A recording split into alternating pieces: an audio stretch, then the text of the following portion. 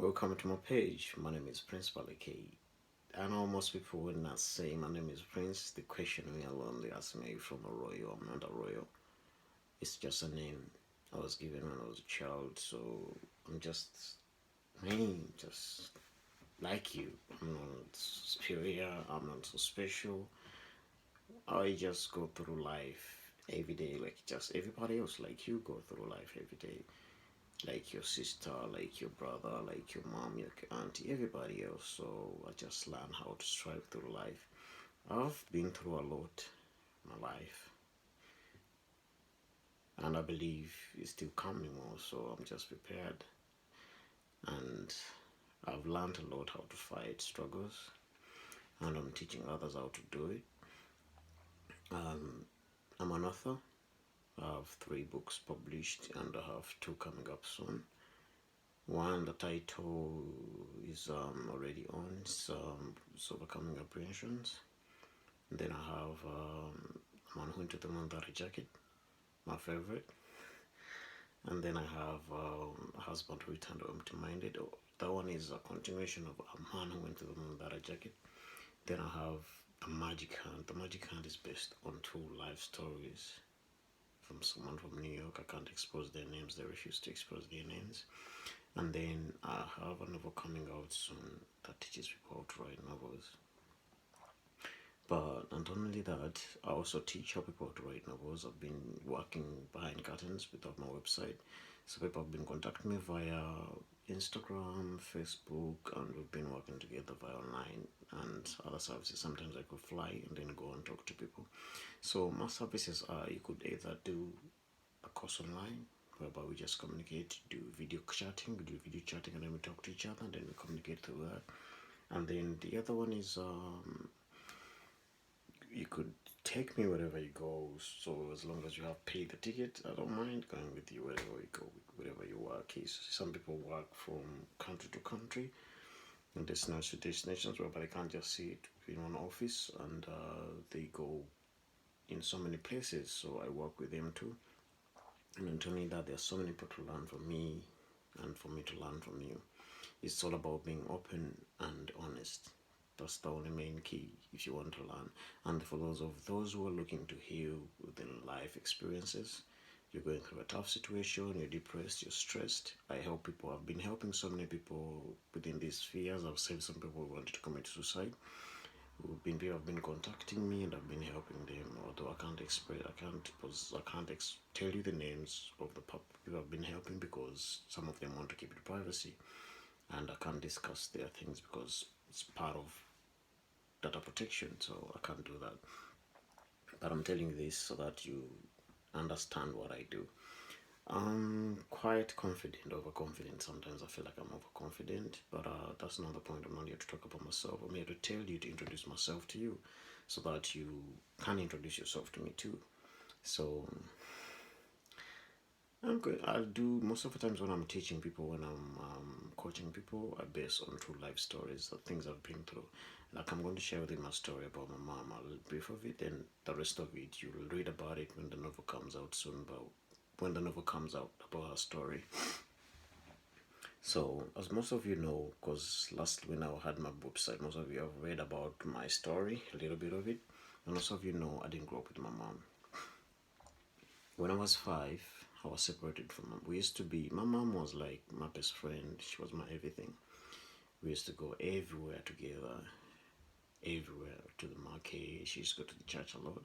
So she used to go to the church with me, night choir. She used to sing in a night choir. So we used to be together wherever she went.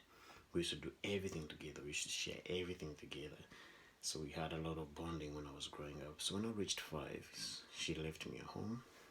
She left me at home with another kid I was with who was her sisters. So when we were home, my dad came home and he came with him.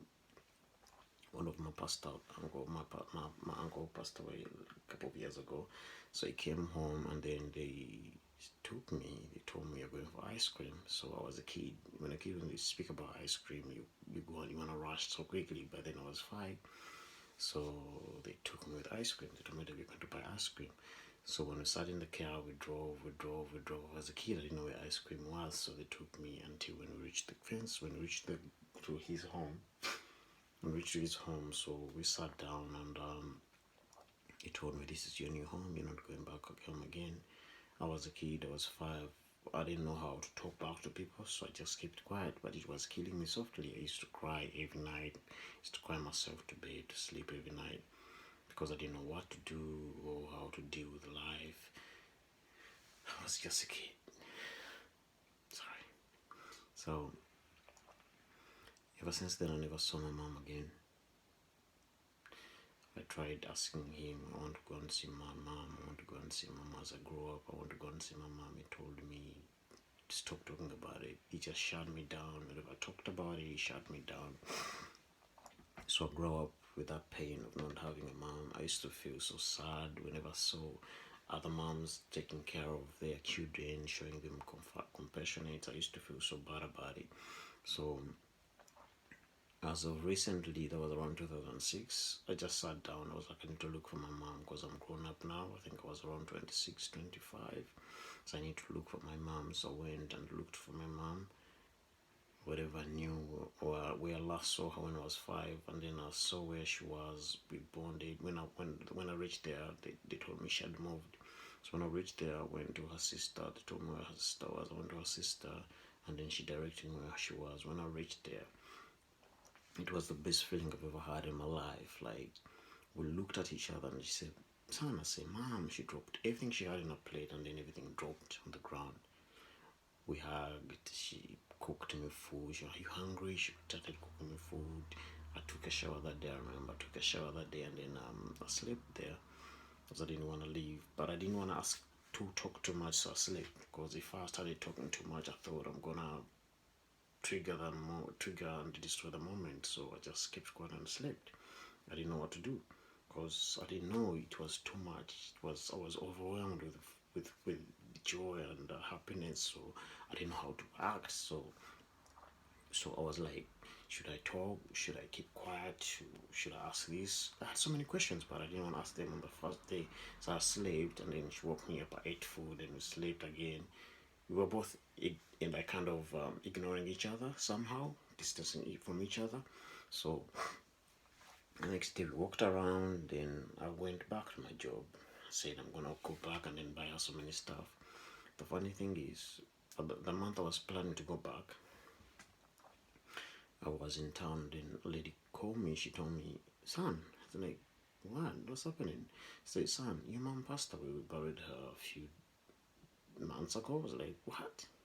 So the thing is, the people who were around her didn't call me because they had my number. They didn't call me to tell me that your mom has passed away. That's the most painful part. So I didn't go up with my mom. I wasn't able to bury my mom. I wasn't able to be on bed with her when she was sick. They told me she was sick, but I don't buy that. Because she died suddenly. So up to now, people who were with her, they don't tell me why she died from, what was the problem, were they in conflicts, everyone is just running away from me. But the full story is going to come because I'm still gathering too much evidence right now. And I'm doing a little bit of research about my mom. So once I get everything, I'm going to tell the whole story in the book. Because I'll be writing my book about myself, and then I write the full story in it. Thank you so much for watching this video. If you can share it, and just let's connect. Talk to me, contact me, ask me any question. How did I survive? The pain I had was too much pain. I felt I didn't tell you the whole story because I want you to read about it. Because if I give you the whole juice, it won't make sense. You'll be like, I've watched the video. I'm not going to buy the book anyway, but I'll tell the whole story once the book is finished because I've started working on the book, and it's nearly done. Other than that, I welcome you to my page once more, and please select the service you want me to help you with.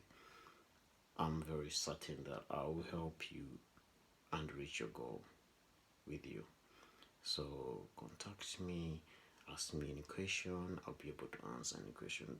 What you don't understand with my services, please contact me and ask me. I'll be able to answer you very politely and within time. Thank you so much. Have a lovely day.